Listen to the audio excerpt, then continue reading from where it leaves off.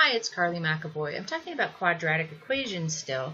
I'm looking at an application of a quadratic equation that's pretty typical, and that is some kind of projectile. It could be somebody throwing a football or a basketball or a baseball or somebody firing an arrow.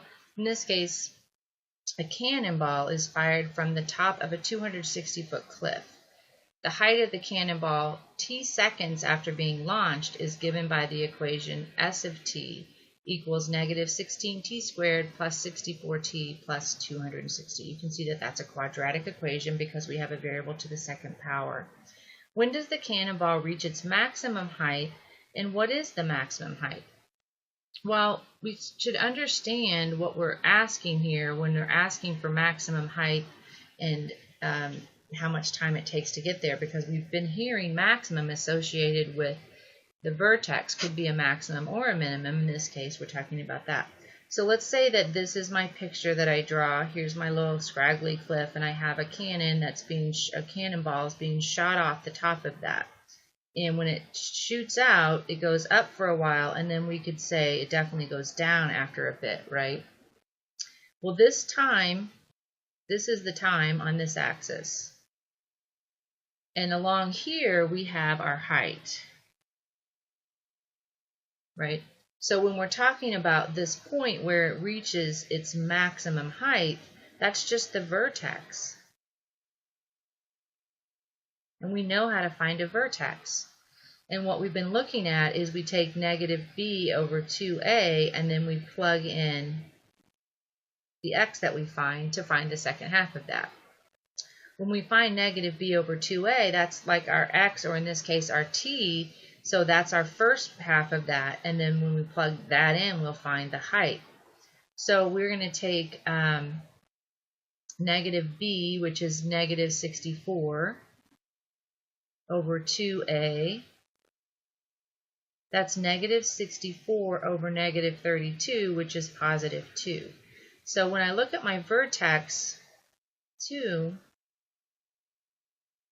this is the number of seconds to the max height. It takes 2 seconds to reach that max height. I don't know what the max height is yet, but I already have that part of it. So this is 2 seconds to reach the maximum height. Okay, then I'm going to go back and plug that in and say, well, if I know that time is 2, what would the height be? And so I'm going to plug 2 in. And I can do that on my calculator, which is kind of nice, or you can do it off to the side by hand if that's where how you're so inclined. But notice that here we're going to have 2 squared is 4, so that's negative 16 times 4, then 64 times 2, then plus 260, and that equals 324. And so I know that this is 324, and that represents the max height. You can see it's a maximum in this vertex. So then it's 2 seconds to maximum height, and it's 324 feet is max height. Okay, so that's the 2 questions they were asking, which is really just find the vertex question. How many seconds will it take for the cannonball to hit the ground? So when it hits the ground, what's the height? Well, the height is 0. So in this case, we're going to take 0, and we're going to solve for t once we plug 0 into that equation. Not 0t, we're asking what the t is. We just know that height is 0. So I can see that this has a common factor of negative 4. I'm just going to divide everything by negative 4 to make it easier on myself.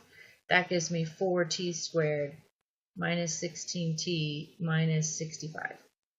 And now I'm going to factor this. And again, the factoring is not what I'm teaching here, so I'm just going to do the factoring without going through the process of how to factor it. But you can look for a video called Factor by Box Method, Part 2, which would show you how to do something like this. I've done this before, so I kind of know how it goes. 2t and 2t. 65, I'm going to use 13 and 5. I want to make sure that that's negative 16. So negative 26 and positive 10. Good. Okay, and then after I find that, I'm going to set both of those equal to 0. And what I'll see is that this one is going to give me a negative answer. And I can never have negative time, so that's bad. But over here, I'm going to, when I add 13 and divide by 2, I get positive. So that's good, 13 halves. So that tells me that the ground, the cannonball hits the ground 13 over 2, which is about 6.5 seconds after it's fired. So it takes about 6.5 seconds to get to the ground. And the last question is, without doing any calculations, find f of 0 and describe what it means. Well, remember our original equation was this. So when you're looking at this equation and you see t, what did we say t meant? Well, t meant, and given in the equation, said t is the seconds after being launched. So if you do this, you're saying we're talking about 0 seconds after it's launched. And so without doing any calculations, the t's are going to drop out and you get 260, because that's what we're going to get if this is 0 and that's 0. And then what does that mean? Well, that just means that the cannon was 260 feet above the ground when it was shot. So before it was shot, it was sitting 260 feet up off the ground.